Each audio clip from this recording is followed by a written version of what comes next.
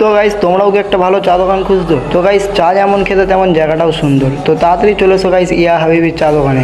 তো দেরি কিসের, তাড়াতাড়ি চলে এসো ইয়া হাবিবির চা দোকানে।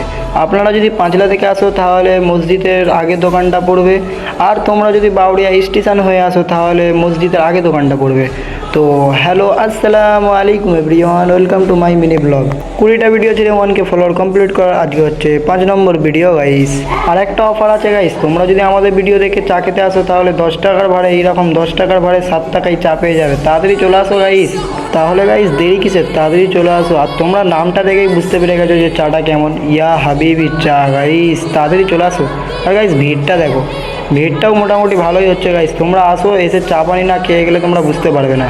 তো গাইস চা ফাটার রোলটা দেখে তারপরে লোকেশনটা বোঝো ভালো করে। ইয়া কেটবল আপনারা যদি বাউড়িয়া স্টেশন হয়ে আসে তাহলে কেটবল মসজিদের আগে পড়বে, আর যদি হাই রোড ধরে ময়লা দিয়ে আসে তাহলে মসজিদের পর পড়বে।